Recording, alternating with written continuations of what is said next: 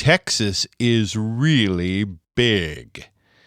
In fact, did you know there are over 200 countries in the world that are smaller than Texas? At our campsite in Waco, we were already almost 300 miles from the Louisiana border.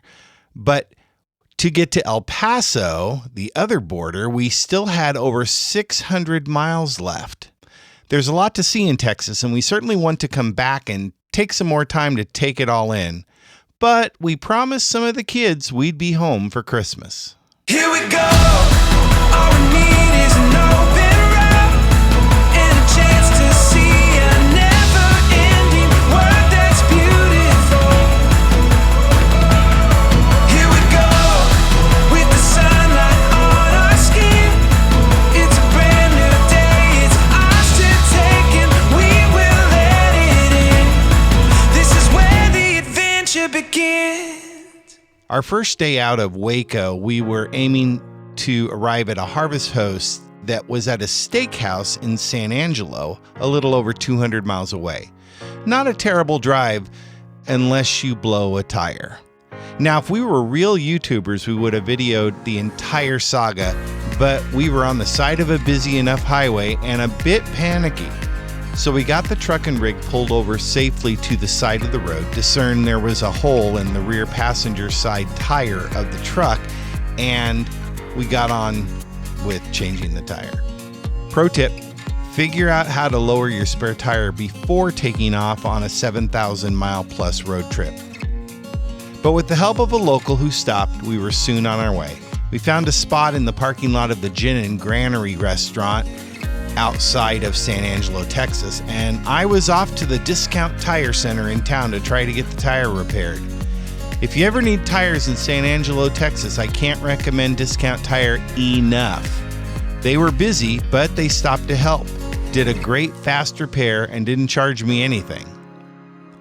If you need a Harvest Host in San Angelo, the Gin and Granary is okay. It has a big lot and friendly people, but the food was less than great. The steaks were bland and mine was tough, and I had ribeye. And the salad bar was not fresh at all. You had to do some picking to find veggies that were not browning on the edges. We took most of the next day to travel through the mountains and foothills to Interstate 10. We were trying to make our way to the Texas-New Mexico border, but we still had a ways to go. We found a small campground near the highway, more of a parking lot, but with hookups, and spent the night. The best I can say about Saddleback Mountain RV Park in Balmorhea, Texas is that it's cheap and it's a place to stay overnight with full hookups. And if we were there in the heat of the summer, electricity would have been greatly appreciated. We got to El Paso, Texas in the middle of the day. It's always fun trying to take the truck and trailer through the Costco gas station. But we made it, and we found a great Harvest Host to spend the night.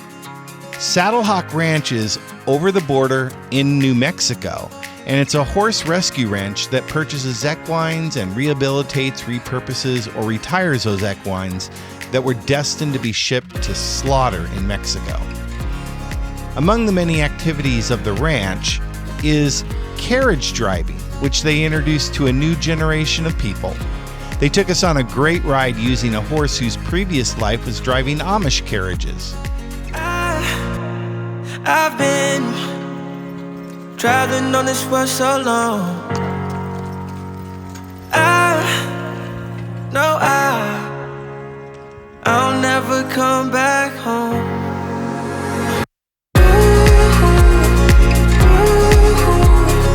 I'll never come back home.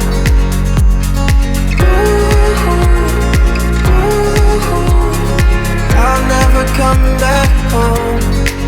I've seen the hills, I've seen the clouds, I've seen every place I dream about.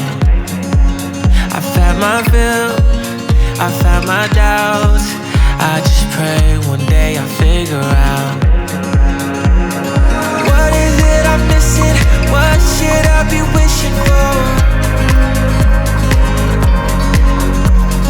I would go the distance, there's gotta be something more.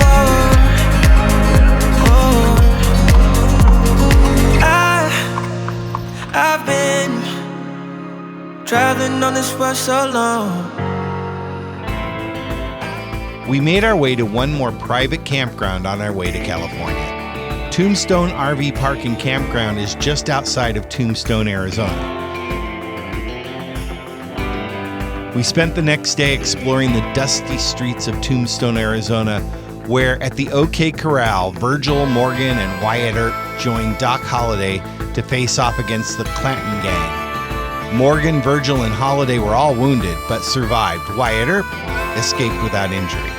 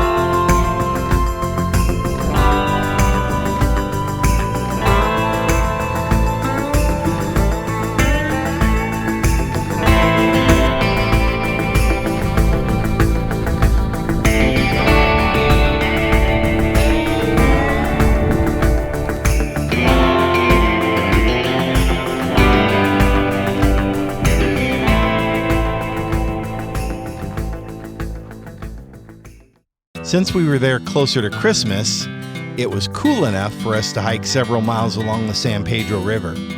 The ghost town of Fairbank is there.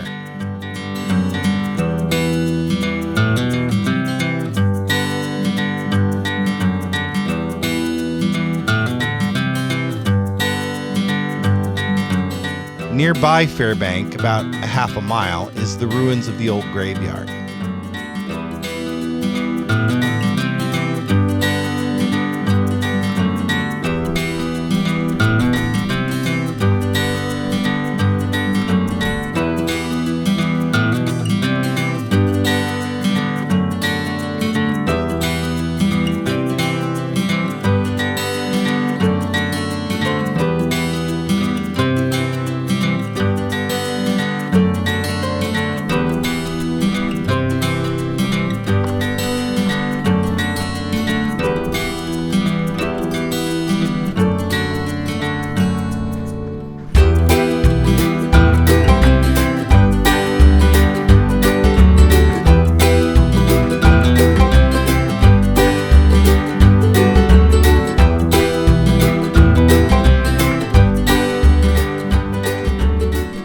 Also, farther down the trail are the ruins of the Grand Central Mill, where in the 1800s they processed silver, smashing the rock with giant stamps and extracting the metal with mercury, which presented its own problems to the workers.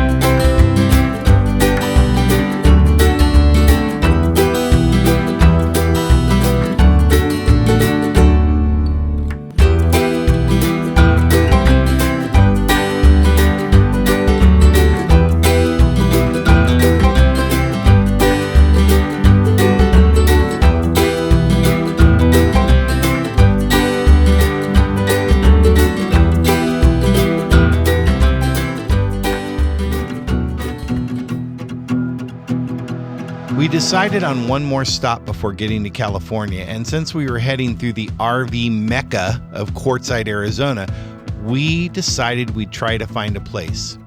Quartzite is surrounded by BLM land, and there are hundreds of acres where you can dry camp or boondock for free, and some for a minimal cost. So we pulled off the interstate and made our way to the Dome Rock Road BLM dispersed camping area.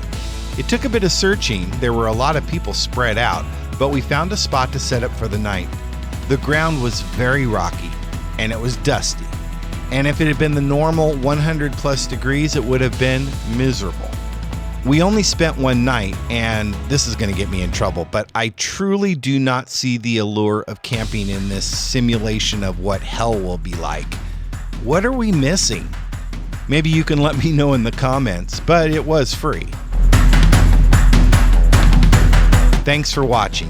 Stay tuned as we get ready to bring you Season 2, where we explore some national parks in Utah and the Inside Passage of Alaska.